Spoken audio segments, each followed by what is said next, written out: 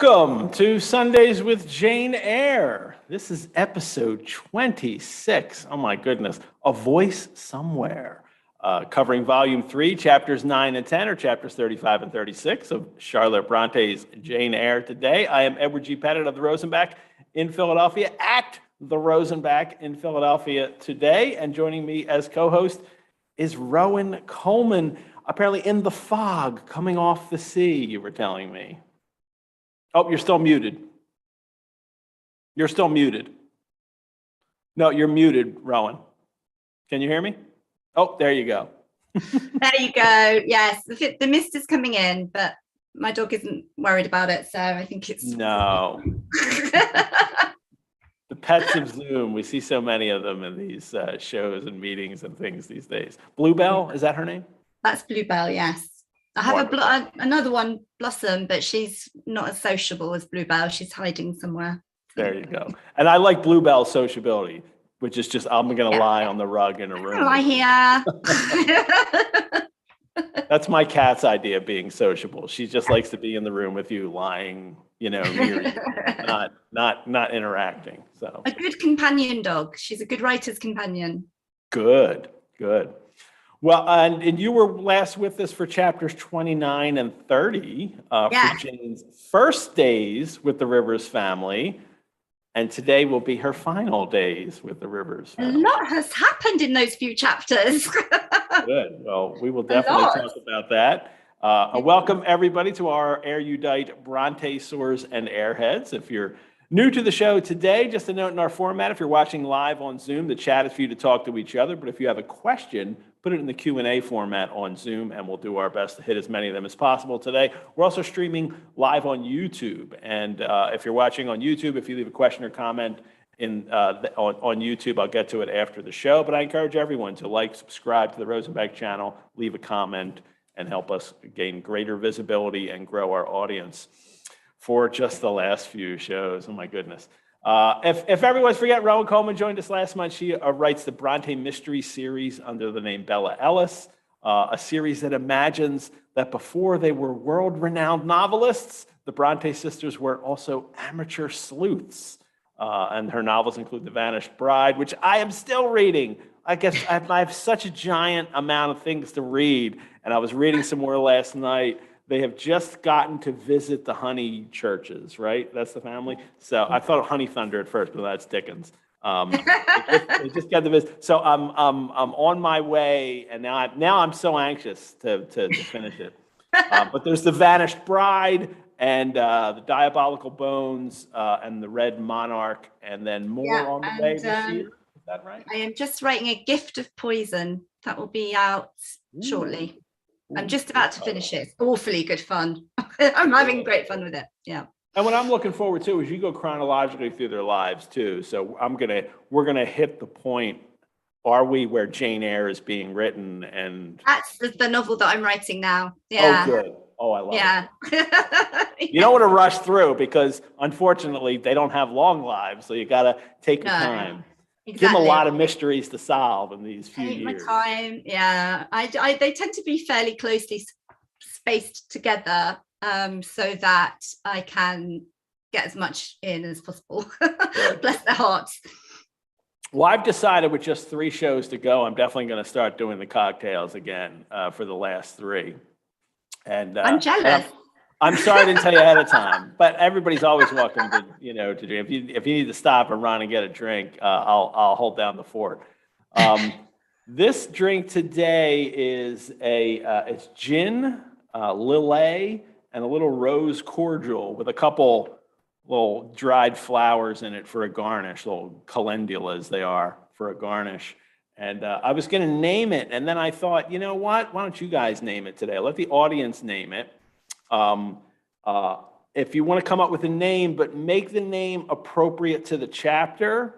Like I have a title for this week's episode, A Voice Somewhere, and I was going to call the drink that, but I'm certain people can come up with a better title for this cocktail today during the show. Don't put the title in the chat because it's really hard for me to get to see all those. Put the title, put your proposal for a title in the Q&A if you're watching on Zoom. and then I'll pick one by the end of the show, and then I'll put the recipe and the drink title on our Facebook group after the show. I'm sorry, I just have to keep drinking because this is really good. I came across a fabulous quote in your novel that I want to throw out here. So it's going to be Sundays with Bella Ellis is what it's going to be. This is Charlotte talking about, she says, they're going to investigate this mystery. And she says, it is our duty as good Christians not to hide from the dark. More than that, it is our vocation as writers to peer into it, to stare until our eyes adjust to the murk and discern every detail that we may and drag it into the light so that those less courageous than us will see what must be seen. That is how the world is improved, sisters. That is how progress is brought about. I'm not afraid to look into the dark. The question is, now that we have come to a crucial part of this enterprise, and Charlotte, are you? I'm sorry, that was Emily. It's not Charlotte that I tell you. And that's very much like Emily, yeah. Which I thought. But that idea of the way you're creating these characters is, and in their novels, is to shine a light. And this is especially true with Anne and Tenant of Wildfeld Hall. But this is for all of them. And is that really how you see it? Like, part of their endeavor as novelists is to transform, is to kind of explore these areas that they think need to be brought into the light. Yeah, I do think that. I think they were all doing that in their own way, in their individual way. And I do think, as generally as writers, as novelists, that is partly your job, is to share human experience amongst humans and to sort of generate empathy and understanding and enlightenment in a sort of low-key kind of way. And I think for Charlotte in Jane Eyre, it comes down to you're an independent being. I think that's the absolute nub of Jane Eyre. Amongst all the symbolism and religion and romance, it's at the very heart of the whirlwind of this novel. Jane is an independent being who will not allow herself to be moved unless it's on her own terms. And I think that was very much in Charlotte's mind when she was writing this. That's what she had in view for Jane and what she wanted for her and what she wanted for herself. She believed in her own ability and her own talent, and she wanted it to be recognized and appreciated. And she was determined to make that happen one way or another. And obviously, as we know, when she was writing this, she wasn't enjoying the success that her sisters were. They'd had both their books published, or not published, accepted. Yeah. And all she had was an encouraging letter from George Smith saying, well, yes, this is not bad, The Professor. I think you could do better. But she was clinging onto it. I will write this book. It will be brilliant. And wow. And she really does take the time to explore, darker places. It's not just all, fun and roses and romance, through this. There's dark. Really fun and roses and romance. And very much with St. John and the way St. John really, kind of manipulates her and grooms her in a very real sense to marry him. And those are dark places that she's not afraid to write about, and not just in a she doesn't. I think many of the people watching the show, and me, like, we all hate St. John, and I don't think Charlotte Bronte does. I think she recognizes that there's something about him that she finds admirable, but she's created a character that there's something admirable, but she also recognizes the darkness in him. Yes, I think she enjoys his his very fervent faith, his fiery passion for the Lord, but she also sees that he is lacking in quite a lot of humanity and empathy, and you can see that in the way that he does, like you say, it's kind of textbook coercive control, these chapters where he's breaking her down with all sorts of tactics, all sorts of low tactics, St. We'll talk about them today. I see some people putting in drink titles for me in the chat. Put them in the Q&A. Right. It's easier for me to find them there. But there's a couple here. Calendula cordial from Thornfield Hall, a conveyance of some kind. St. John's displeasure. Ooh. It's too tasty to name after St. John, though. I'm not going to name a drink after St. John because it's far too tasty. So I think you should call it the second death. The second death. Yeah, that's because that's what St. John says in his sort of sermon, that basically he's saying that if Charlotte doesn't marry him, she'll go to hell and burn it with fire and brimstone, which is the second death. All righty. Well, we'll get to that today. The last chapter we had, Jane had put her fortune to use by, fixing up Moore House for the Christmas holiday. She's got this newfound family, the Rivers. St. John coerces her into learning Hindustani, and I mean that he very much coerces her. He knows that she can't say no, and he does in such a way that she can't say no. And Jane, throughout the whole last couple of chapters, that were the last chapter especially, she really feels very trapped, and she can't figure out a way to get out of this subjugation that St. John has, imposed upon her. And then, of course, he proposes marriage, and what is like the worst proposal in history of literature. And Jane not only refuses, but she scorns his idea of love and marriage, and says so to him. St. John still is holding out hope that Jane will see the reason and marry him, and she can go off and die in some foreign country in a loveless marriage for the glory of God. That seems to be his idea of what their marriage will be. Let's get started because we have 2 chapters to hit. And we're volume 3, chapter 9, or chapter 35, in which St. John is continuing his plan to subjugate Jane to his will. And it starts, he did not leave he's supposed to go right away to Cambridge, but he doesn't. Instead, he didn't leave for Cambridge the next day as he said he would. He deferred his departure a whole week. And during that time, he made me feel what severe punishment a good yet stern, a conscientious yet implacable man can inflict upon one who has offended him. And this, for me, is him continuing this, process of getting Jane, bending her to his will. Tightening the screws, isn't he? Yeah. Yeah. Every trick in the book. At the moment, he's using it's sort of emotional blackmail, and then it gradually gets worse. Yeah. And she's in a very, realistic position of somebody that's put there, in which she's trying to defend him in a sense. She's like, he doesn't harbor a spirit of unchristian vindictiveness. She says he was superior to the mean gratification of vengeance. He had forgiven me for saying I had scorned him, but he had not forgotten the words. And she's trying to figure out why he's behaving this way. And at the same time, coming to a realization of who he is and what he's been put. Like, I think she sees his kind of perversity in a way here, that this kind of pleasure in pretending he's unaffected by Jane, but he's kind of not.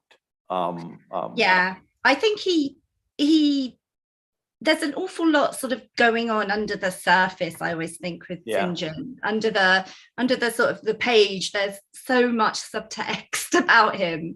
And part of it is his implacable, he's absolutely unmovable faith, and that he's certainly doing the right thing.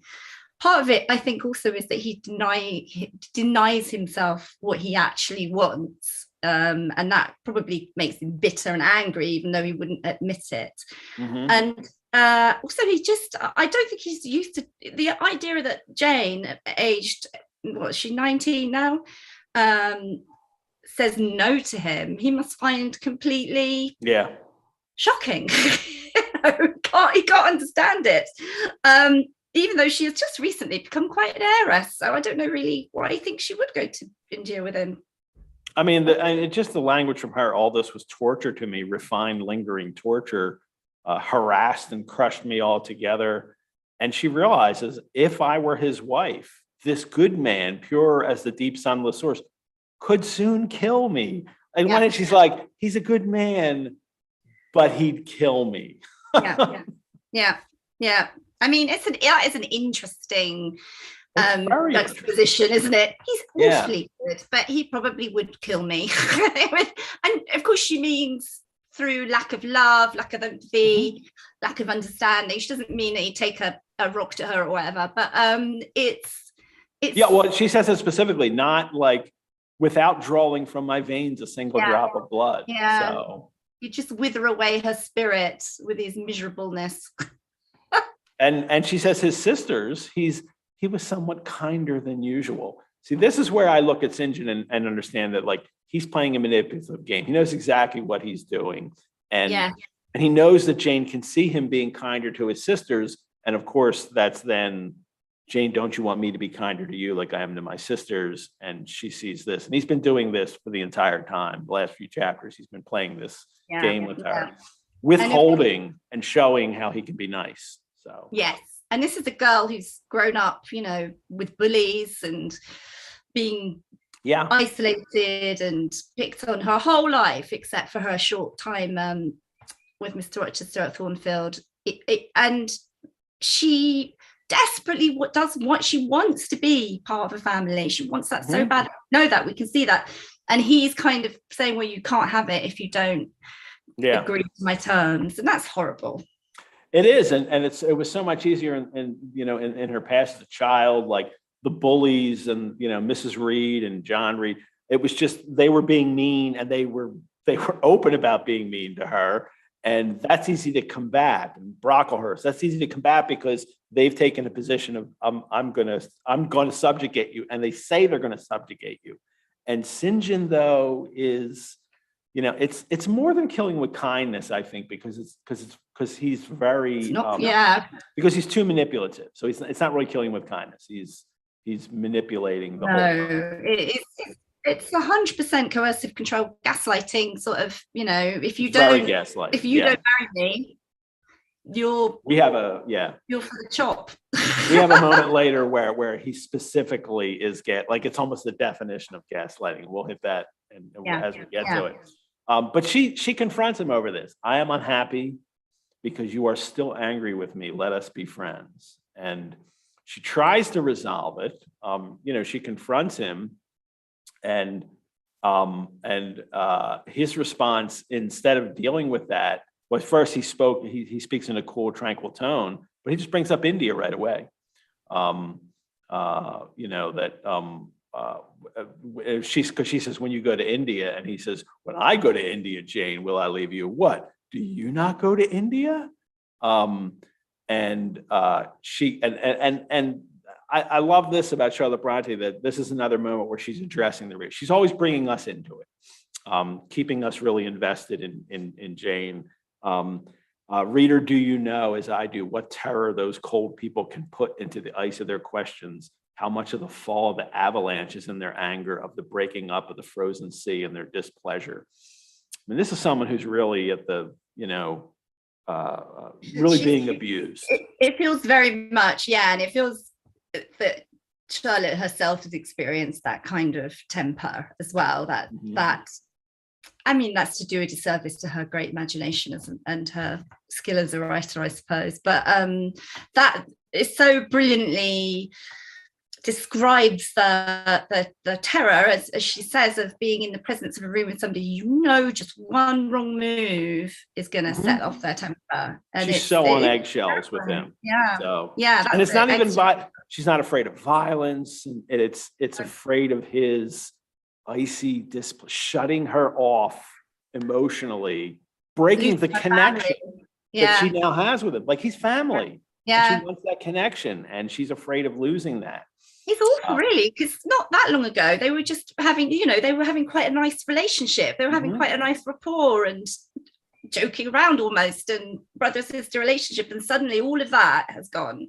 Well, here's a question for you. Is it when he finally decides, is it when he finally knows that the break with Rosamond Oliver is complete and final, that then he turns to Jane and start? Because I think he's always got her there in some sense, that it's part of a plan, but does it intensify because he knows Rosamond Oliver is out of the picture entirely and he doesn't have to be tempted by that anymore?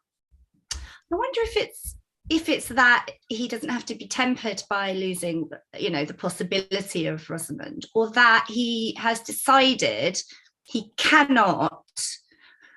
just cannot love somebody. He cannot afford to feel affection towards his wife, who he's taking, who he's going to take to India, who probably will be dead in 6 months. It's like, it's almost a sort of a hardening of the heart. And there's no Rosamond now. He's definitely going to be a missionary. He's sorted out Jane is sort of sturdy and reliable.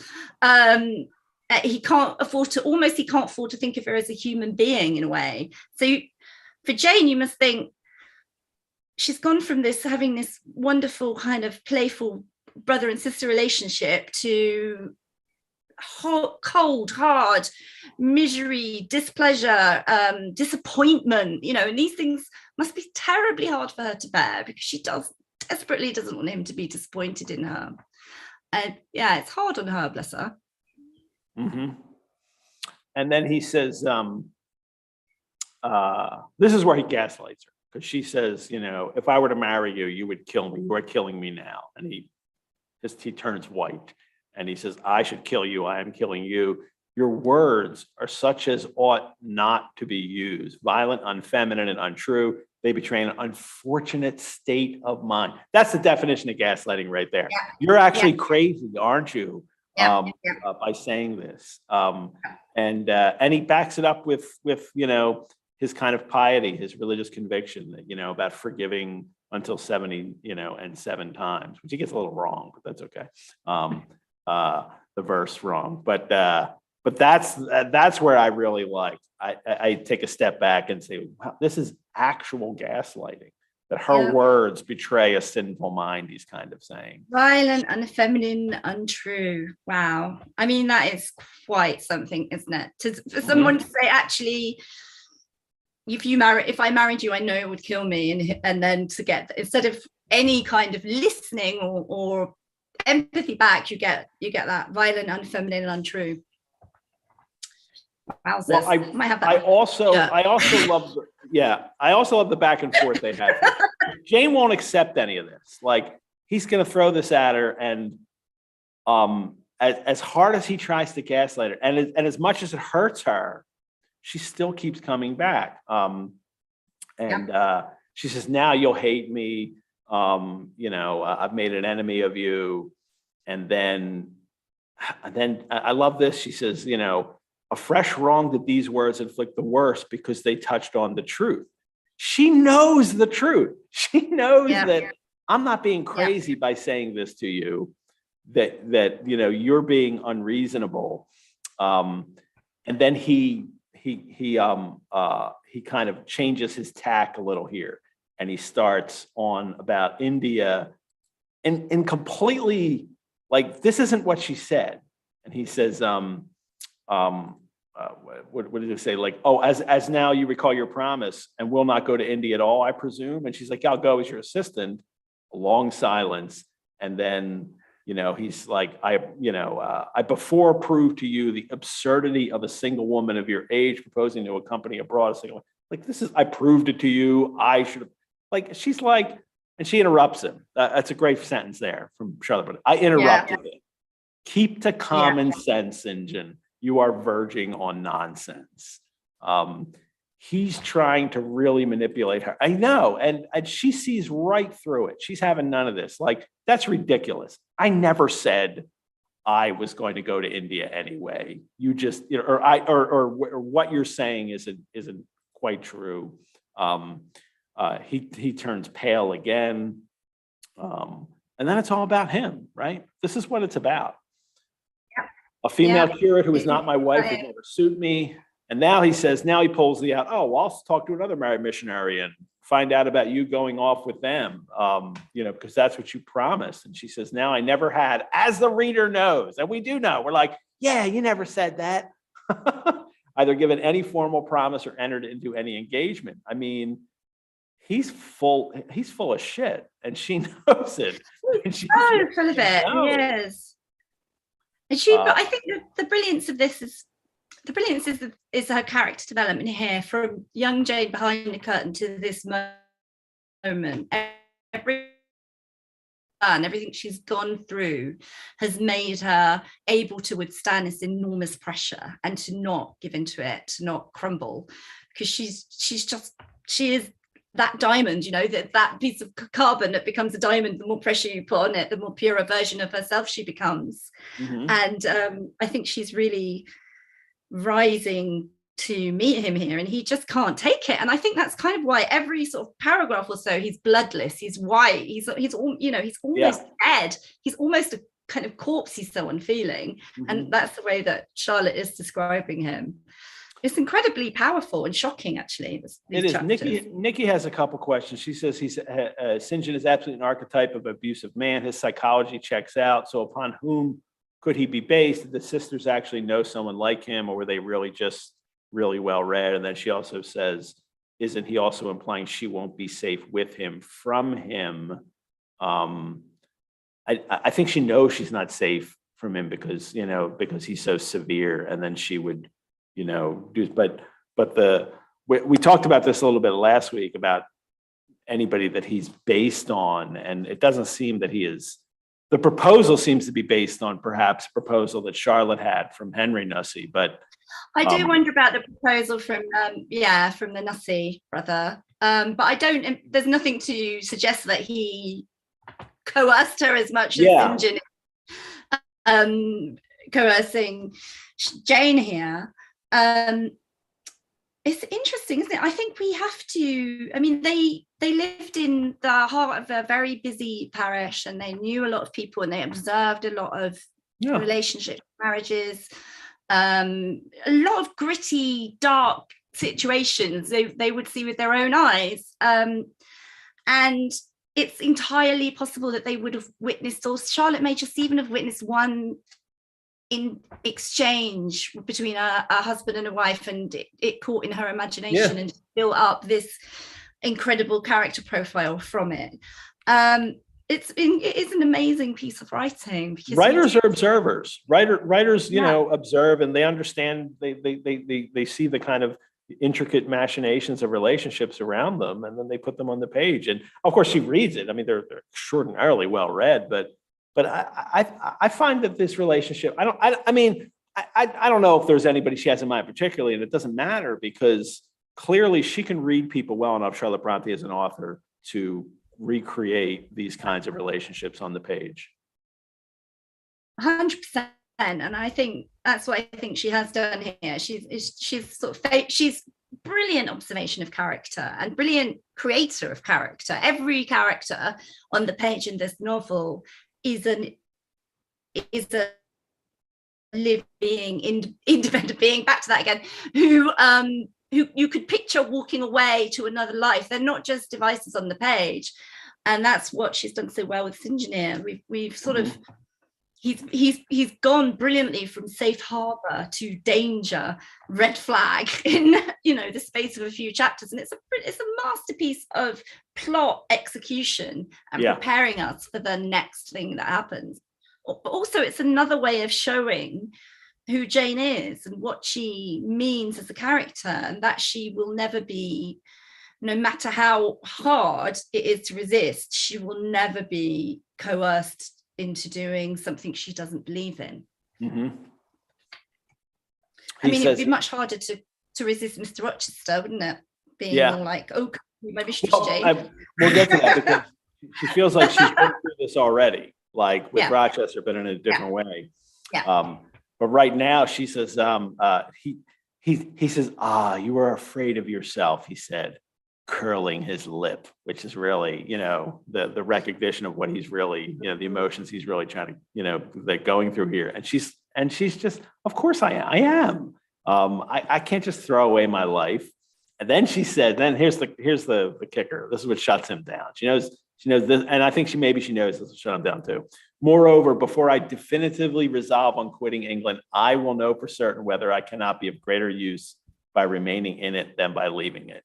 And he says, what do you mean? And then he says, he says, I know where your heart turns and to what it clings. The interest you cherish is lawless and unconsecrated. Long since you ought to have crushed it. Now you should blush to allude to it. You think of Mr. Rochester? And she says, well, she thinks it was true. I confessed it by silence. Are you going to seek Mr. Rochester? I must find out what has become of him.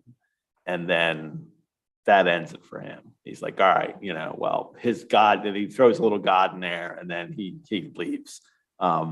That's her final answer to him is, well, there's still Rochester. And that is the one thing that he really can't get that out of her. Like, he wants to. He tries to manipulate her, shape her, get her to do things, bend her to his will. But the Rochester thing is still there in her. And that shuts him down. But note that she says she must find out what's become of him. She's not suggesting at this point that she's going back to him. She's not saying I'm choosing him. I'm going to go be Mr. Rochester's sister. No, she needs to know that he's okay, of course, because she loves him. So of course she does.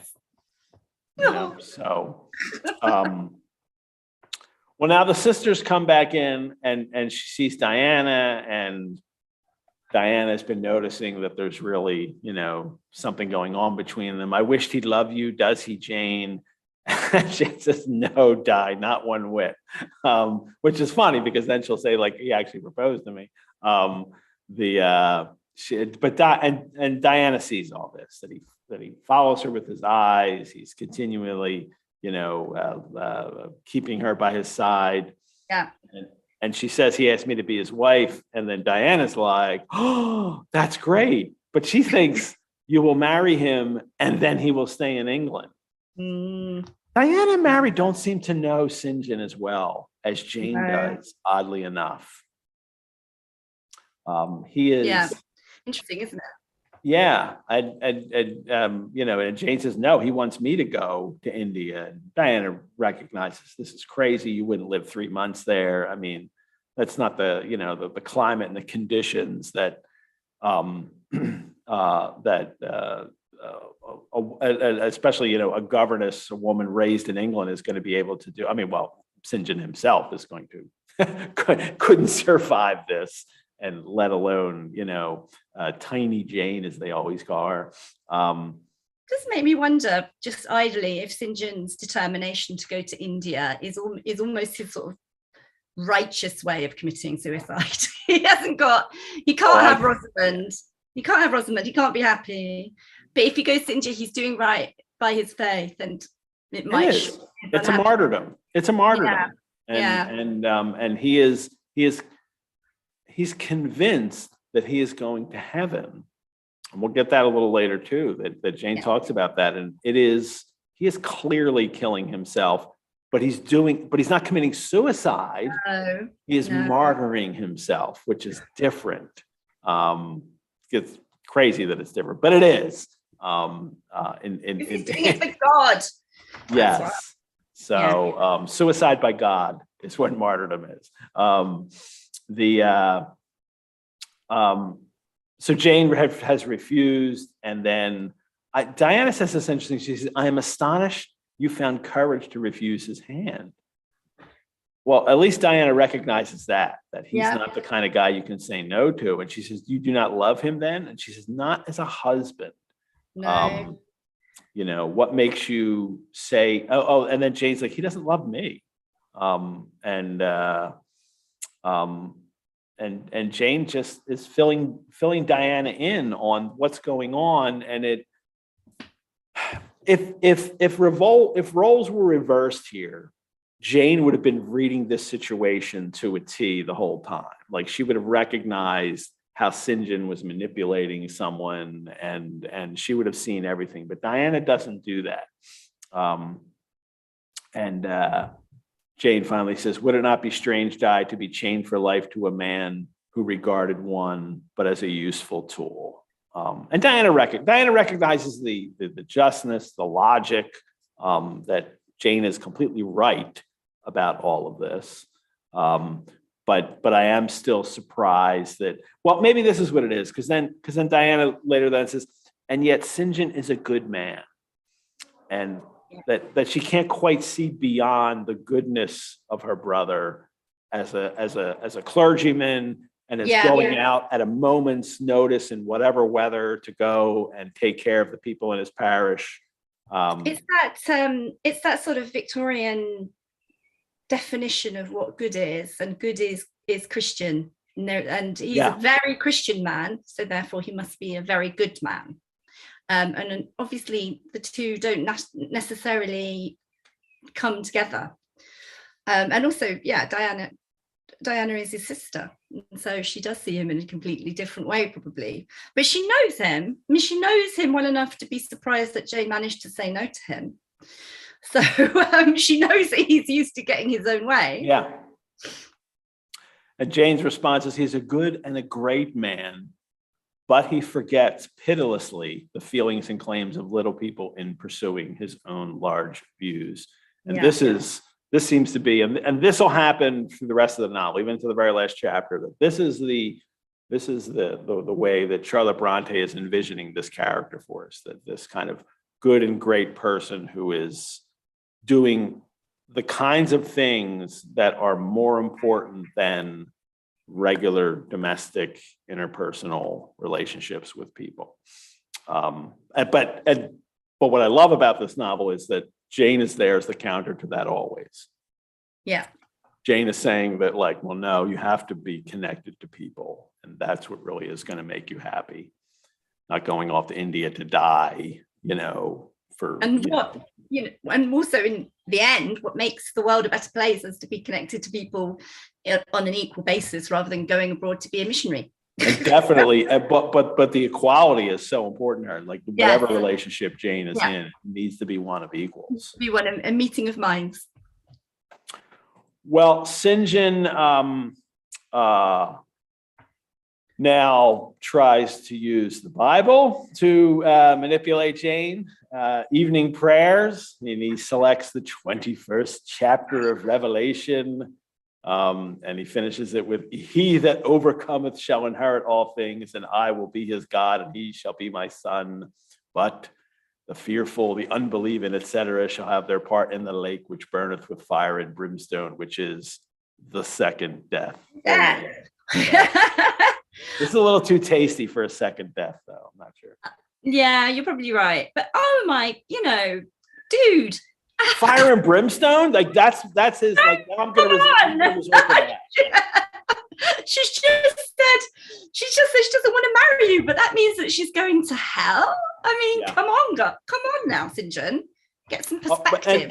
And this is where she says, like, I knew what fate St. John feared for me, but she also recognizes, like, where he is. Like, the reader believed him. St. John believed his name was already written in the Lamb's book of life, and he yearned after the hour which would admit him to the city to which the kings of the earth can bring their glory and honor. I mean, this is all, as a Christian and as a very pious practicing Christian, this is something that you do aspire to. But I love how Charlotte Bronte cast this, and it's like, even as good as you might think this is as a pious Christian, this is damaging to people around you who love you, and she can see that in him and creates a character like that. It's so interesting that they were all actually, but particularly Charlotte, is able to engage in this sort of writing about Christianity and religion and the way society filtered through it in the mid-19th century, with a certain impartiality, that she's able to step back to as an observer and to think of it in a more impartial and separate way, which for a lot of people I think would have been a difficult thing to do, because it was so integral to who you were as a person. And it's not that she's not devoted and she's not faithful, she's not a good Christian. It's just that she sees that it matters who the person is. It matters how the faith is interpreted, and it matters how you treat other people, using your faith as a sort of as a shield almost. You can't just bully people because you're a good Christian or you think that you're a good Christian. And I think that's what's so interesting about her. She's able to discern how important it is to live your faith in a particular way that is for the greater good, rather than to serve your own ambition. Well, now and she says goodnight to him, or goodbye, because she knows he's going finally to Cambridge. He laid his hand on my head as he uttered the last words. And, he's kind of really pulling, she says, like he was that of a pastor recalling his wandering sheep, or better, of a guardian angel watching the soul for which he is responsible. He's really playing this kind of, I'm guiding you. I'm a heavenly being. And I would just know what's the best for you, Jane, he's saying. Yeah. And she's awed by him, and she admits it. Like, I felt veneration for him. I was tempted. We're getting close to the moment here, the great moment of the chapter. I felt veneration for him. I was tempted to cease struggling with him, to rush down the torrent of his will into the gulf of his existence. I find this fascinating for how it parallels with Rochester, and how that's the kind of thing that she was taught to go into the abyss, she says, with Rochester, is what she's willing to do to fall in love with him. And here, this is a very different thing, though, because this is the gulf of his kind of religious belief and that kind of missionary expedition that he's talking about here. And there, lose my own. I was almost as hard beset by him now as I had been once before, in a different way by another. I was a fool both times. Now she's comparing it now with Rochester. Yeah. To have yielded then with Rochester would have been an error of principle. To have yielded now would have been an error of judgment. Yeah. So I think that at this hour, when I look back at this hour, this is Jane, back in the present moment. Yeah. I love how she does this in this novel. Yeah. It's marvelous. So I think at this hour, looking back on it all, when I look back at the crisis through the quiet medium of time, beautiful phrase, I was unconscious of folly at the instant. Yeah, but now she knows, but she's, Jane at the time is susceptible to that folly, that she could succumb to him. The impossible, i.e. my marriage with St. John, was fast becoming the possible. All was changing utterly with a sudden sweep. Religion called, angels beckoned, God commanded. I mean, this, and he knows this is like, she's in danger. His final play here is that, you're on a mission from God and you have to do this. And the dim room is full of visions. And he's playing it up. He can see it in her face that he's got her won over. Could you decide now, he says. And she says, I grew pliant as a reed under his kindness.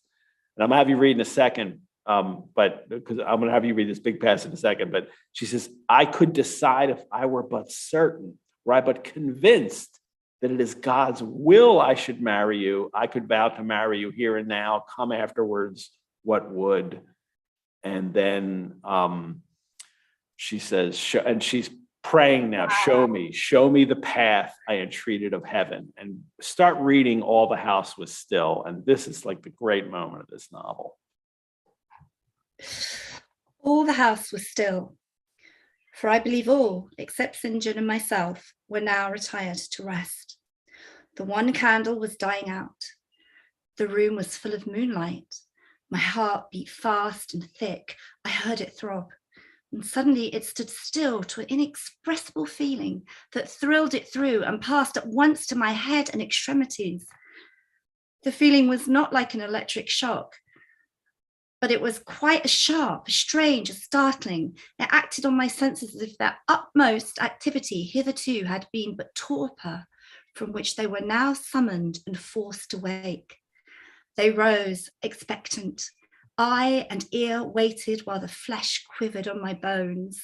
Let's stop there for a second, just like this kind of how she's setting it all up, like he's the Hierophant, the priest who proclaims the mysteries of God. She's under it, and it's Svengali like. We talked about this last time, that he's doing this kind of thing where he's got her mesmerized. But the way it's all set, she's got the setting, the house still, it's moonlit, the moonlight's all there. The kind of physical body, her corporeal condition, the heartbeat is fast.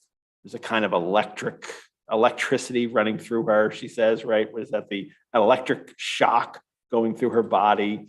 Her senses are heightened. And she hears something. I'll read St. John and then you can read Jane. Okay. What have you heard? What do you see? Asked St. John. I saw nothing, but I heard, oh, go ahead. I saw nothing, but I heard a voice somewhere cry, Jane, Jane, Jane. Nothing more. Oh God, what is it? I gasped. I might have said, where is it? For it did not seem in the room, nor in the house, nor in the garden. It did not come out of the air, nor from under the earth, nor from overhead. I had heard it where or whence, forever impossible to know. And it was the voice of a human being, a known, loved, well-remembered voice, that of Edward Fairfax Rochester, and it spoke in pain and woe, wildly, eerily, urgently. Oh my God, what a paragraph. Yeah. She's so good at that. So chilling, and I love she gives his full name there. Oh, goosebumps. The voices. So I'm going up and down my arm and everything like that. It's just wonderful. And I love that the kind of the comparison between the more St. John is kind of trying to coerce her, the more he corpse-like he becomes. And when she hears this voice call to her, it's like she's coming awake, she's coming alive, blood's flowing through her veins, she's feeling, she's hearing, she's got heightened sensitivity, and suddenly she's more alive than she's been for a long time. It's wonderful. And it's almost as if he has created this moment where everything is almost surreal and beautiful and spiritual. And yet what he has done is created this kind of window or portal or something where it's Rochester could come in, not his own view, not St. John's way of convincing Jane. Fixing another drink here. There you go. And that's that connection that connects them rib to rib, is that it's still there, it's still intact. It is. It's never been broken. And she says, where Jen? What? Continue there. I'm coming. Where am I? I'm coming, I cried. Wait for me, or I will come. I flew to the door and looked into the passage. It was dark. I ran out into the garden. It was Boyd. Where are you? I exclaimed. The hills beyond Marsh Glen sent the answer faintly back. Where are you? I listened. The wind sighed low in the firs. All was moorland loneliness and midnight hush. All right, we'll stop there, because at this point it's pure supernatural. Like she's hearing voices, and it is coming to her. And I am coming. Wait for me. Oh, I will come. This is but for me, this is I love this moment in the book. It's so wonderful. And it's nature echoing. She says, where are you? And or I ran in the garden, and I exclaimed, and the hills sent the answer back, where are you? Like she hears this echo that it's like nature, capital N, which she finds very important and communes with, is answering her. But then she turns it around, right? Down superstition. Read that. Yeah. Down superstition, I commented, as that spectre rose up, black by the black yew at the gate. This is not thy deception, nor thy witchcraft. It's the work of nature. She was roused and did no miracle but her best. She's saying that this is her way that she finds divinity is through the natural world through her, and nature is telling her that she is needed, that she's wanted, that she's that it's not, because this is a moment, and I have in the past also talked about this, is it's a supernatural moment, but actually Jane says it's not a supernatural moment, that this is a moment of nature, not miracle, that this is. And we have that back in chapter 21 when she talked about presentiments are strange things. This is right before she's visited by the servant from Gateshead and she has to go home. And she's had dreams too. And she's presentiments are strange things, and so are sympathies, and so are signs. And the three combined make one mystery to which humanity has not yet found the key. And she finishes that with, and signs, for aught we know, may be but the sympathies of nature with man, that we are connected to nature. And because, what did you say, Earl, that she's like that heartstring connected to Rochester? Yeah. Because it's nature then is helping that connection through the distance to bring them together. And I think this was an idea that was, it was definitely an idea that was part of the Bronte's life, and nature and divinity, and nature as part of humanity. But that there was also the beginnings of this great Victorian determination to try and discover a scientific, explanation for the supernatural, that which we don't understand. It was just beginning around this period, and I think that some of Charlotte's contemporaries did believe that there was more to nature than that we understood, more to heaven and earth ratio than we understand, and they wanted us to think of it, to that spiritual connection, signs and portents and premonitions as science and not as superstition. Yeah, Lynn had asked a question, what do you think she means by nature? Is this providence? I think this is not providence. This is not something come from God. This is something that it's people and nature connected here on earth. And it's, I think for Charlotte Bronte, she goes, it's almost like this is science in a sense. Like this is something you can prove. There's evidence here that this kind of thing happens. Not providence, that's definitely not fate. Yeah. This is we're connected, and the world makes sure that the kind of the world also recognizes that connection. And it's like nature is the World Wide Web, and they're sort of sending each other a psychic email. There you go. Psychic email. Well done, psychic email. That's what is going on. All right, read this last paragraph. Read this last paragraph of this chapter. Okay, so the last paragraph. I broke from St. John, who had followed and would have detained me. It was my time to assume ascendancy. Oh my God. My powers were in play and in force. I told him to forbear question or remark. I desired him to leave him. I must and would be alone. He obeyed at once. Where there is energy to command well enough, obedience never fails. I mounted to my chamber, locked myself in, fell onto my knees and prayed in my way, a different way to St. John's, but effective in its own fashion. I seemed to penetrate very near a mighty spirit, and my soul rushed out in gratitude at his feet. I rose from the thanksgiving, took a resolve, and lay down, unscared, enlightened, eager, but for the daylight. Wow. She is us, Jane triumphant for everything that St. John has done to groom her, to gaslight her, to manipulate her, to do what he says. She's now ascended over him. I broke from him. It was my time, my powers. I told him to forbear question or remark. I guess battling, all they're sort of fighting against him and trying to stand up to him and him breaking him down. She's supercharged with the power of the divine spirit of nature and her connection with Rochester, and she's supercharged, and she's just, she's like, you can imagine her in a comic book just going pow. Yep. And he obeyed it once. I love that. He obeyed it once. He's like, I'm not messing with you. Yeah. Oh, I see. Okay, fine. It's so brilliant. I just love that chapter. That's my favorite moment in the novel. I'm glad I got through this with you today. It's my favorite moment in the novel. Thank you for reading it. Yeah, mine too.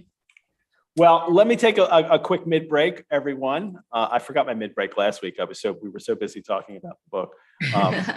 But let me let everyone know that we bring Sundays with Jane Eyre to you for free. So if you'd like to support the Rosenbach through donation, you can do so at our website. And since this novel was published in 1847, we're asking for donations of $18.47 to support the show. But you can also become a member. Members of the Rosenbach get free and exclusive access to some programs, plus 10% off of any of our reading courses, 50% off of any Rosenbach programs. Lots of great programs and courses coming up. Our new spring programs and courses, April to June, are now online. Members can and general public can register for them. And let me just say about one of them right now. There's a Bronte course that's going to happen as soon as Sundays, 2 weeks after the show ends. We'll end the show on the 10th, and on the 24th on Sundays it will meet once a month, about approximately once a month, April, May, and then there's 2 in June. And it's called The Brontes Revisited, Reappraised, Reimagined. And it's with 3 new Bronte biographers, Clara Callahan, Sophie Franklin, and Adele Hay are all going to do one class each on. Clara Callahan's going to do Wuthering Heights, Sophie Franklin will do Villette, and Adele Hay will do Tenant of Wildfeld Hall. And then we'll have a 4th session with just the 3 of them talking about the Brontes, how they relate to each other, and all of that. So that starts on April 24th. There's already a lot of people registered for it, so it will close soon. So if you're interested in doing that, you can register on rosenbach.org, our website. We still have a little bit of Sundays with Jane Eyre merchandise, mugs, t-shirts. I think the mugs are gone. I think there might be a few t-shirts left. You can go online to buy those as well. And there's 2 episodes left. I can't believe this. This is killing me. Next week, Sophie Franklin will be on, who wrote the Charlotte Bronte biography, and will be in the Bronte course we're doing. Sophie Franklin will be on for Ferndean when Jane goes there and finally meets Rochester. And then we'll wrap it up on April 10th with the Ghoul Guides, Dr. Lauren Nixon and Mary Going for reader I Married Him, the last chapter of the book. I can't believe there's only 2 episodes left. So after today, so this is crazy. But I encourage everyone to donate to the Rosenbach and also to join that course. There's definitely a few slots left, and it will absolutely fill up.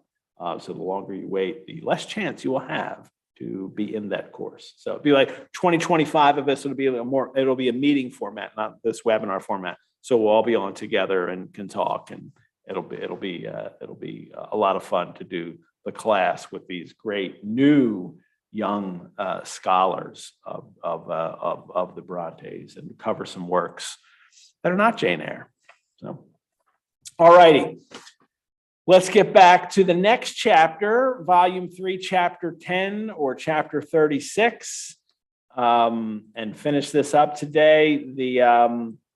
We're going great on time here. This is lovely. St. John doesn't bother to come say goodbye to Jane. I love it. Like, he can't, there's no way he could face it. After that, he just puts a little slip of paper under the door. Like, you left me too suddenly last night. Jesus, Jesus, I hope you're, all Jesus. You're St. John. Yeah. That's all he can do.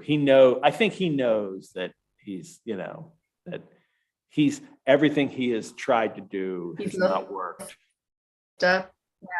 And it hasn't worked because Jane's in love with someone who, I hate to, more vincit omnia, but that's kind of, what's going on. I mean, it's if you're not offering love, St. John, then you're not going to win Jane, right? So, yeah, right. We may have had and someone asked when we're announcing the next show that we're going to be doing afterwards. And I'm sorry, I forgot to mention that on the last show, on April 10th, we will announce the next book that we will be going chapter by chapter through. So. Exciting. keep you all waiting. I'm giving no hints at all. So it'll be fun. But he slips a paper under their door, and then her response to the paper is, "My spirit," I answered mentally, "is willing to do what is right." That she's like, she recognizes that the kind of religious conviction of St. John, and that's not something to be taken lightly. I would take it lightly. Jane certainly doesn't take it lightly. Charlotte Bronte wouldn't take it lightly. That this is a serious thing here that St. John has proposed, and she can't just take it lightly. But she's still going to do what's right, just because it is, a worthy Christian endeavor to go off and be a missionary. She's still going to do what is right for her, not necessarily what is right in St. John's mind. Yeah. Because that's and she says, my flesh, I hope, is strong enough to accomplish the will of heaven when once that will is distinctly known to me. So she's not saying, I'm going back to be Rochester's mistress. She's saying, I'm going back to see what is the situation so that I can do the right thing. Which she would never do. You were saying this to me today before we were on the air, that that someone has said this to you, like people have.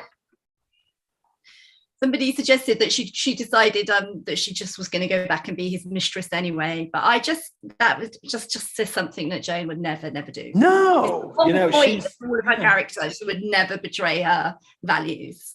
That principle that she would absolutely stick to that, but she does need to know and especially now that she has recognized the voice, he has called to her. Yeah, she does. She needs to go find out where he is. And that is very mature. Oh, I think you froze for a moment there. There you go. You froze for a second. I missed that. I did. Oh, you're frozen a little bit. There you go. I might just come out and come back in again. I'm going to come out. You want to do that? Okay, go ahead, do that. And I'll set up this next bit. You're good now. You're on. Right, come back off. Yeah, I can see you now. You're not freezing up. Well, no, you did. Yeah, why don't you head off and come back? And the yeah, you're still no. For me, I'm just gonna go and I'll come back. Go ahead, do that.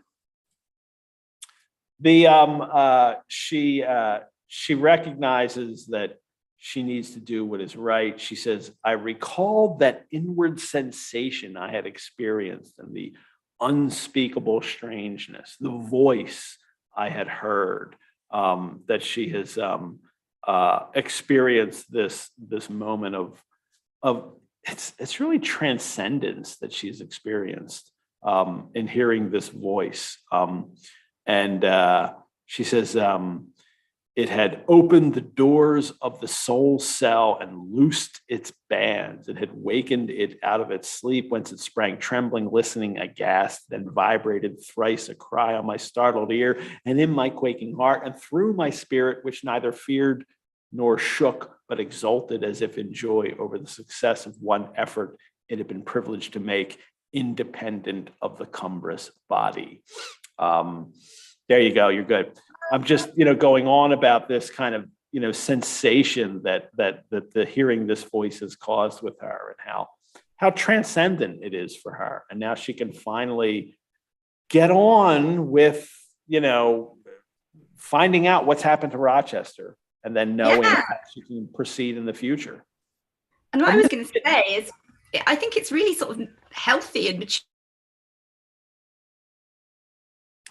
We're still having, you're still clicking in and out there. But this way that, this is what she's been searching for the whole time. I mean, at the Rivers house, trying to find her own identity, but also trying to find her path in life. I mean, which way do I go now? And she can't go forward and go on without resolving this issue that she's had with Rochester. So hopefully we'll get Rowan back in just a moment. And she's now, it was easy to make my further arrangements, for I was troubled with no inquiries, no surmises, that, from the Rivers sisters.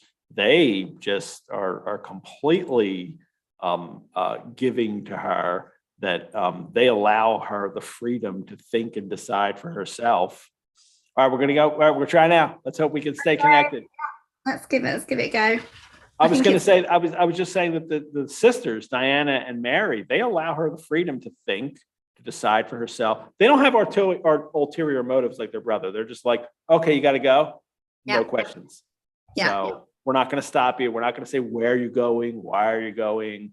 Shouldn't you be, doing something else? This is that sisterhood thing that's going on here, isn't it?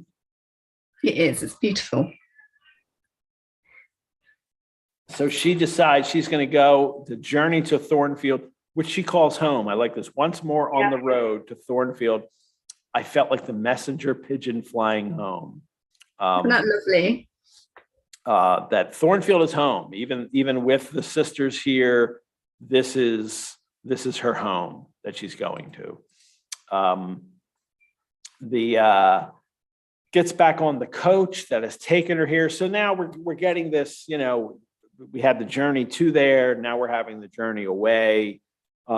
It's really written as a kind of, this is the end of, and not as a spoiler thing, they're like, oh, you're not going to get back here. But you can't help but realize that like now she's taking a journey away, and she calls it a journey. It was a journey of 36 hours. I set out for Whitcross on Tuesday afternoon, and then early on the succeeding Thursday morning, she arrives, and she arrives at the inn, which is called the Rochester Arms. And she says, my heart leapt up. I was already on my master's very lands. Still using that term master, which Charlotte Bronte has no issues with at all, that Rochester is her master in relationship and social status, and she's completely fine with that. But she doesn't know where he is, and she's like, maybe he's not even here. I should inquire. That would make sense. The suggestion was sensible, but Jane's going to do it her own way. I'm just going to go to the house and see, what's going on there. Crossing the fields, the moors, through the woods, and I'll go to the house, right, and see it from the front. And then there's this interesting moment where she stops everything for us, and she says, "Here, an illustration, reader, about the kind of beautifully romantic way like this would end, like a lover finds his mistress asleep in a mossy bed. Like, I'm going to go up, and it's going to be that kind of experience that it'll just be like, oh, we'll like run across the field into each other's arms in a sense." And that's not what happens. I looked with timid joy towards a stately house, and I saw a blackened ruin. That this is the kind of, it's not all well, and just like with Rochester, it's always the fairy story with her. He's always recounting how they met, and it's all like a fairy story. But for Jane, it's like, no, I come home and it is a blackened ruin. And we get this, Gothic language here about the grounds were trodden and waste. The portal yawned void, shell-like wall, no roof, no battlements, no chimneys, all had crashed in. There was a silence of death about it, the solitude of a lonesome wild. She could see that it was burned, conflagration, but how kindled. And that also that it was a calamity not of late occurrence. Winter snows had drifted in, and so this has been sitting here in ruin for a few seasons now. And she goes back to the inn, and now she'll ask questions, which is good. And that's interesting. As a writer, let me ask you this, because she could have just asked questions and gotten the story, but instead she wants to, I guess, bring the readers in to see this scene first and have the narrator experience it. I mean, that's absolutely exactly right. That's exactly why she made that choice. And she's not gone into the inn and said, oh, how are things going at Thornfield Hall? She wants the shock, the moment of shock, the sight of the blackened battlements, something terrible has happened here. And she wants the unknown. And she wants, because we know we're nearly at the end, but Charlotte is throwing in a bit more of a cliffhanger for us, a bit more of a reason for us to turn the page and to find out what's happening and what has happened. And she's an absolute master at it. She's a genius at keeping the story alive right until the very end. Because you could say she's not going to marry St. John, she's going back towards Rochester. Relax. No, you can't relax. Something terrible has happened at Thornfield Hall. You don't know what. And she gives us that picture of the ruined Thornfield, her home. Right. Yeah. It's the place that she envisions as, where she could be for the rest of her life in whatever way, she'd be happy to be there. And now it's a blackened ruin and it's a void. And that the word void too, it's very much a void in her life now, because this is what she has, she relies on. This is such a great memory. And now for it to be a void, to be nothing there is her family, her chosen family that she was running back to in a way, or going back to see, and it's not there now. And that must hurt her very much. It must be terrifying for her to see that nobody's there. That's very tragic. Well, she asked the innkeeper finally, and she says, Thornfield Hall, of course. And then he says, I was the late Mr. Rochester's butler.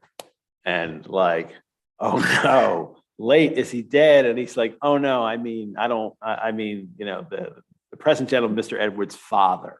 So he was the butler for Rochester's father. And Jane has that moment, and she asks if he's, is he living there now? Well, obviously he's not. I mean, she's just seen it. And he says, oh no one can live there. And then he tells the story about the fire and how it breaks out in the middle of the night. And then he starts recounting this. And I this is fascinating, because we had a moment a few chapters ago where St. John comes to Jane, and when he reveals that he knows who she is, he tells her story. He tells her story from birth. And and there was people, and the family quarreled, and then this girl was born, and she grew up at Gateshead, and then she went here, and then she went to be a governess. And so Charlotte Bronte has twice now put in moments of the story where we hear her story recounted by somebody else. Jane hears her story recounted by somebody else. And here's the very particular time now about Thornfield that he's going to tell. And he talks about, there was a lady, a lunatic, kept in the house. And he says, people, even for some years, was not absolutely certain of her existence. No one saw her. They only knew by rumor that such a person was at the hall, and who or what she was, it was difficult to conjecture. They say Mr. Edward had brought her from abroad. Some believe she had been his mistress, but a queer thing happened a year since, a very queer thing. I love this, because this is also giving the reader this kind of final explanation of what everybody thought, because we struggled with this earlier, and then we got an explanation, but now we're getting the real confirmation of it, that nobody really knew who Bertha was, that there were rumors, but it's still nobody, it seems that only Grace Poole knew she was his wife. And even, well, no, that's not true. Did even Grace Poole know? Like, I don't even think we never even get that confirmation. I really know if she knows it's his wife. She just knows that she's secret. So Rochester did keep that, secret from everybody. But he says it turned out to be Mr. Rochester's wife. The discovery was brought out in the strangest way. There was a young lady, a governess of the hall, that Mr. Rochester fell in, and she's like, no. Like, she doesn't want to just hear about the fire and him. Yeah. She doesn't want to hear about herself, right? No. Like, she doesn't want to hear about who Jane Eyre through servants, and what they think of her. But he tells a story that is kind of, really nice about her, right? That Mr. Edward fell in love with this woman. it's Jane, never saw anybody so much in love as he was. He was after her continually. They used to watch him. Servants will, you know, ma'am. And he set store on her past everything. For all, nobody but him thought her so handsome. She was a little small thing, they say, almost like a child. He's not at all picking up the fact that he's talking to this little small childlike woman. Yeah. No. Who's asking about him? Like, he doesn't put it together at all. This is like, I don't know. This is like, you know, getting to hear about what people think about you without them knowing that it's you. It's like in Twain's Huckleberry Finn, and they go to their funeral. You know, they go to Tom's funeral and they get to hear what everyone says about them. You never get this opportunity, and Jane's getting this opportunity to hear what people have said about her. She doesn't like it. She doesn't want to hear this. But I think as the readers, it's interesting to know that it's also that the servants were all aware of everything going on. That even when Jane didn't realize that he was completely in love with her, everybody else did. Yeah. Everybody. It's crazy, isn't it? Yeah. He was about 40. She was not 20. I guess she's probably 20 now, not 19. I think the time passed. Yeah. And you see, when gentlemen of his age fall in love with girls, they're often like as if they were bewitched. Well, he would marry her.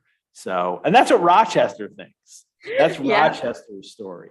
She's a fairy. It's also like the way he's telling the story. It's like a fairy tale. It's like a folk tale, right? Yeah.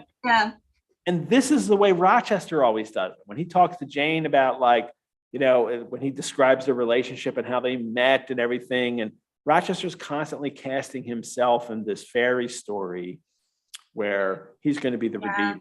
And Jane casts him as well, and she sees him galloping towards her. When they very first meet, it's his dog is the guy trash. It's he's the black horse on the black horse. It's a lot of folklore and sort of otherness around their relationship that makes it supernatural. Gives it that supernatural. It is, but Jane, with Rochester, Jane's always like, no. I'm just Jane Eyre. This is real life. This is reality. And he's always like, oh, but you're like a fairy and an elf. And he's constantly trying to go against that. But it's brought back in, you know, to the novel so much. And again, here, he talks about Mrs. Poole. And we get this kind of, this is very much a stereotype for nurses, especially in fiction, how they're always drunk. Dickens does this with Mrs. Gamp and Martin Chuzzlewit, and she kept a private bottle by her. And poor Mrs. Poole, I feel sorry for her. Yeah. She had a really hard job and nobody gave her any credit. And, you know, and she's welcome to have that, you know, pot of porter and a little gin, as far as I'm concerned. Having to do what she had to do, sit up in a room all day. Like, she gets like one break, it seems, where she can come out of the room. Otherwise, she's sitting in a windowless room. Lazy. Sitting in a windowless room for 10 years. Mrs. Poole is also locked in the attic for 10 years with Bertha. But Bertha got out. She set fire to the hangings on the room next to her own, and then she got down to the lower story. And I love this, that she made her way to the chamber that had been the governess's. She was like as if she knew somehow how matters had gone on and had a spite at her, and she kindled the bed there, which is interesting because she really could have hurt Jane and did not. But now that Jane's not there, that's where she's going to set the fire. Or it's dreadfully symbolic, isn't it? It's just like saying to Rochester, I know what you were up to, sunshine, and I'm going to set fire to your dreams. And she doesn't. I don't think she ever had any interest in hurting Jane. It was just this rage, this justifiable rage of what has been done to her, and she's found a way to get her revenge, I suppose, or to get back her power. Yeah, she's getting back her power in this act by setting fire to the governess's bed, or his love interest's bed, and also just destroying his Well, this is all against Rochester. This is clear. It's not against Jane. No. This is her answer to Rochester and what she's been put through. The innkeeper talks about Jane again. She says the governess had run away 2 months before, and for all Mr. Rochester sought her as if she had been the most precious thing he had in the world. Imagine Jane hearing this. He never could hear a word of her, and he grew savage, quite savage on his disappointment. He never was a wild man, but he got dangerous after he lost her. That's Jane's fear. Jane is that, she said this before with him, like, I'm afraid of what he'll do. And that's the side that I think is uncomfortable for a modern audience, that no, it's all about you. It's okay, because Jane still, is very much in control of who she is and what she does. She's not going to subjugate herself to her to help him, to save him, because she said no to that. She could have, and she said no. Mrs. Fairfax was sent away. That explains why Jane has never heard from Mrs. Fairfax when she's written to her. And Miss Adele was sent off to school. He broke acquaintance with all the gentry and shut himself up like a hermit at the hall. So this is very much like a folktale. It's the story of this man who fell in love with somebody, and then his former wife burnt the house down, and now he's a hermit, and it reads very much like a fairy story. So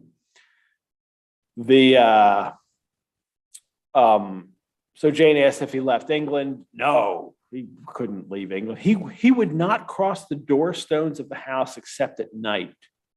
We're talking about Thornfield, when he walked just like a ghost about the grounds and in the orchard, as if he had lost his senses. This existence that Rochester had after the house burned down. I guess this would be before that. No, this is before the house burned down, obviously. But right after she left, he was just wandering around like a ghost. He was like a ghost. And then he says, I have often wished that Miss Eyre had been sunk in the sea before she came to Thornfield Hall. It's not her fault. Yes, it's clearly not her fault, but they're all devoted to the landlord of the secret wife in the attic. What can you do? And then he says, "What? Go ahead." Sorry, after you. Oh, he says what happened to her. Yeah. And Rochester, I think, redeems himself to a certain extent, because he does try to save her life. Yeah. He does try to save Bertha. Is that what this is? Is this, because here's where I read this whole part of the novel with the Rivers. The Rochester has done something terrible to Jane, in that he kept this secret and was going to marry her anyway. And Jane recognizes this, and it's really awful. He was married. He was going to, falsely marry Jane and go off with her. This is not a good thing to do. As much as you want to believe Rochester loved her, it doesn't matter, because what he then decided to do was really wrong. And then, for me, we get the whole situation with the Rivers and St. John, and I think it functions in a way as a novel to get the reader back on Rochester's side, because Jane is completely in love with him still and hasn't let go. But I'm not sure the reader is willing to buy into it because of what Rochester did. So you need somebody like St. John to come in and say, if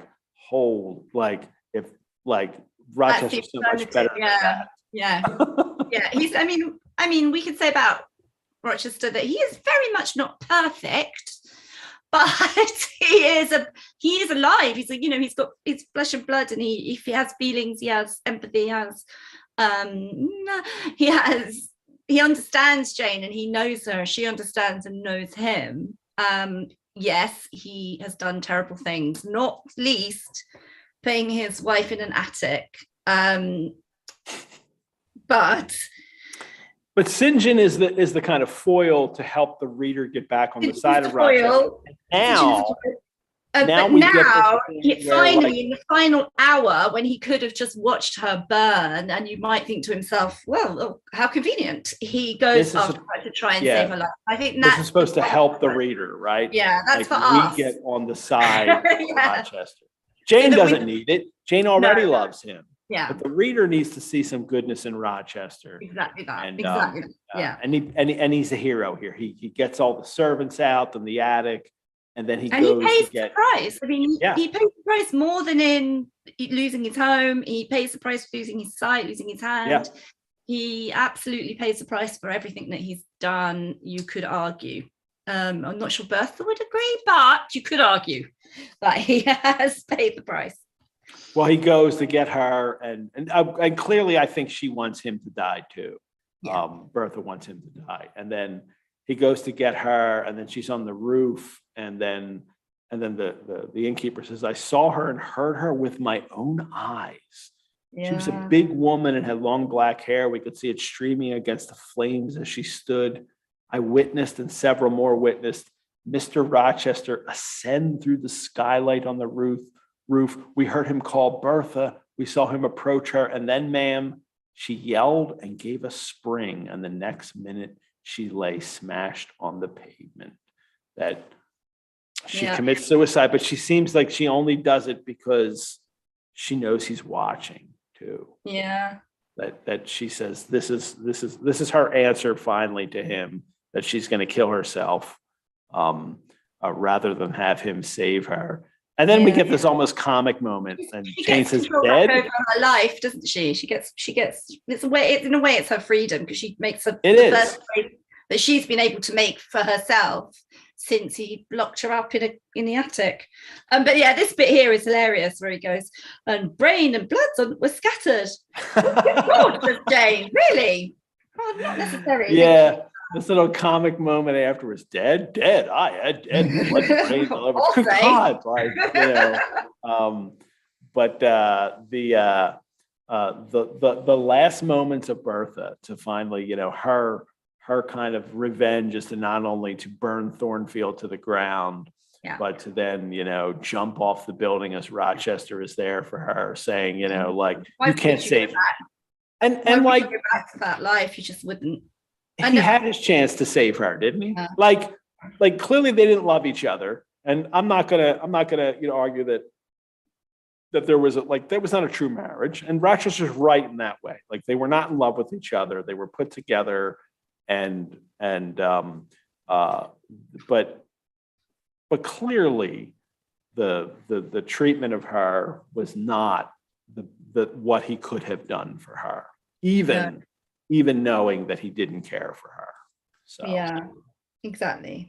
He could, yes. I mean, plenty of people lived in loveless marriages and didn't lock their missus in the attic. So yeah. Well, and some of them did. I mean, obviously she was ill, allegedly, as far as we know.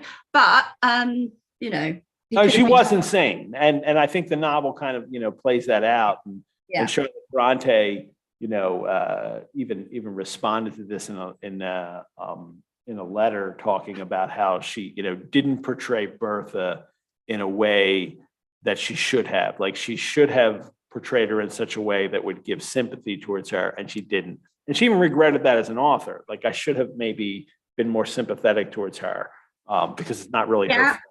I can see that. But on the other hand, to be a little bit kind to Charlotte, as is my wont. I mean, she's right. She didn't do that. She didn't do the great job on Bertha that she could have done. But actually, I think there is always a humanity to Bertha in every time that we see her, and most movingly, if that's not really the word that I want, but when she appears over Jane, and rips up her veil, she doesn't ever try and hurt her. She's warning her. So I think there is a sort of humanity to her, and she's sort of trying to communicate with Jane and trying to explain what's happening. So yeah, I'm just basically, I love Charlotte, my friend, and I try to stick up for her. Yes, no, I agree. But you're right. And she has created a character that then has an afterlife. Well, yes. Yeah. that, that people like wind up identifying with and pulling out. And, as much as, I mean, you're an author and you create and you feel like you're in control, but at the end of the day, the readers, and especially over time, wind up being in control of the characters you put on the page. And well, exactly. And we just have to see that Bertha's, the character of Bertha has gone on and had a whole other life, and why Sagace's scene now is so iconic that it's almost become part of the canon. It's almost is established as the prequel to Jane Eyre that everybody goes to. So yeah. Well, with Rochester, we find out he is stone blind, and also he says he was taken out from under the ruins alive, but sadly hurt. A beam had fallen in such a way as to protect him partly, but one eye was knocked out, and one hand, an eye knocked out, and then one hand so crushed.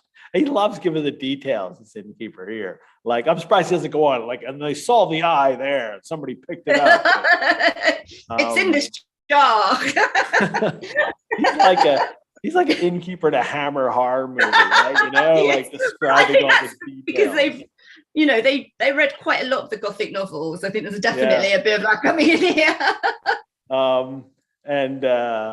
But his arm his one hand so crushed that they had to amputate it. And then he loses sight in the other eye because of the inflammation. He's helpless, blind, and a cripple. And Jane says, where is he? At Ferndean, a manor house on a farm he has 30 miles off. And Jane's like, let's go. Just immediately, instantly. Yeah. And if your postboy can drive me to Ferndean before the dark this day, I'll pay both you and him twice the hire you usually demand. Like, I just need to I'm gone. Him. So what wonderful couple of chapters.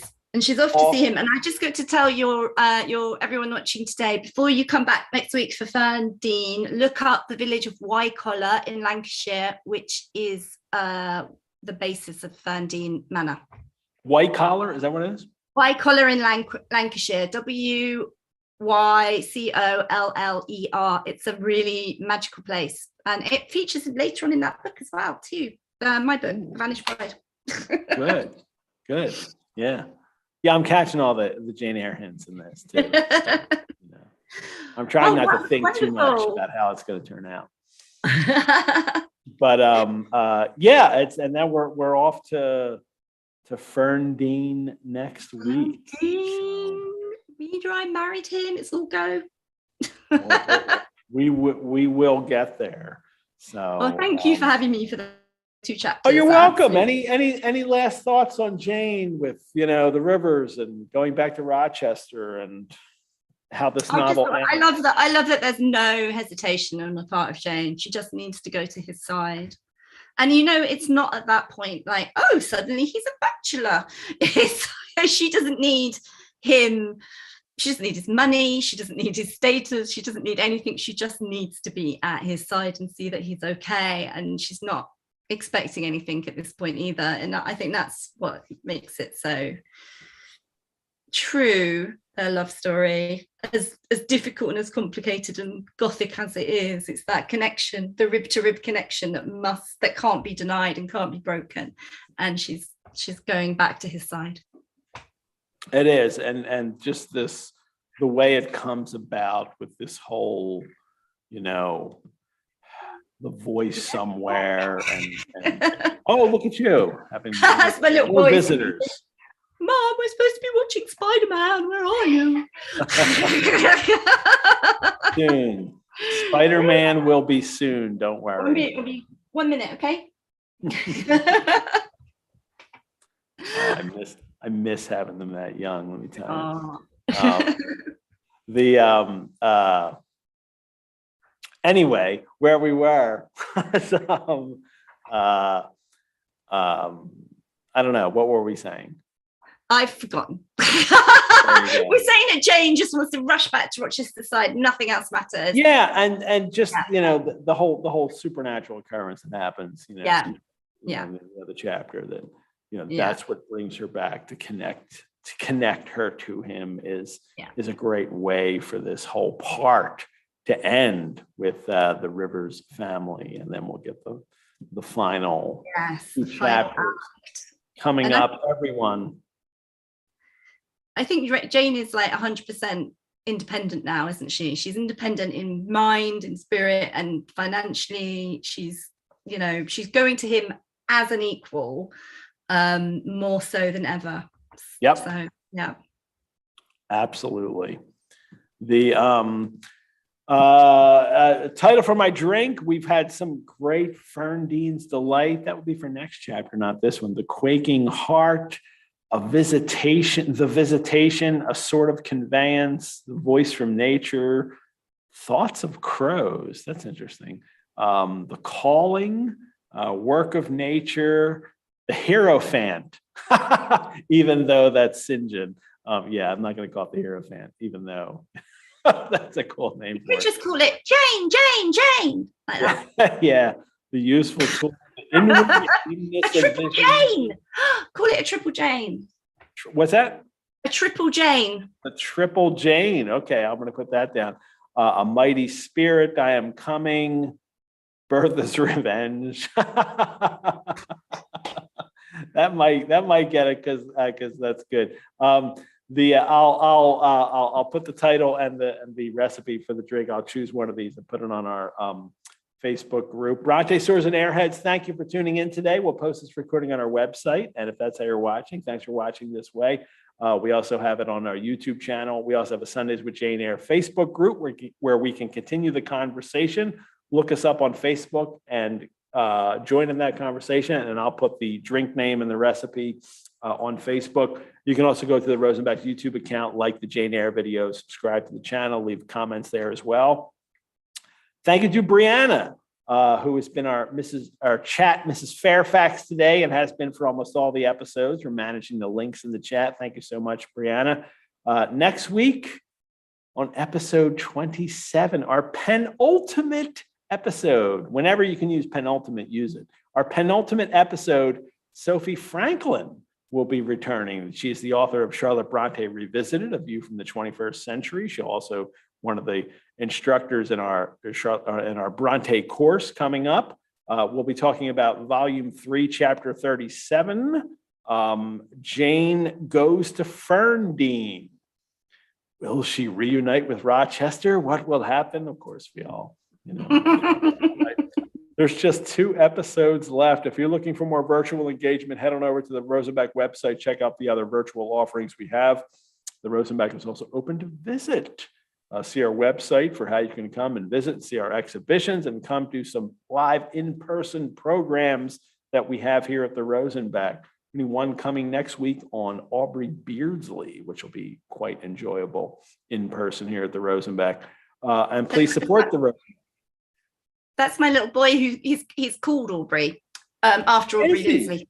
Yes. No way. Yes. We have the room right next to me here. We have one of Beardsley's drawings from Salome. Oh, wow. How wonderful. And Wilde's, a French manuscript of Salome we have here. And that's on display in the next room.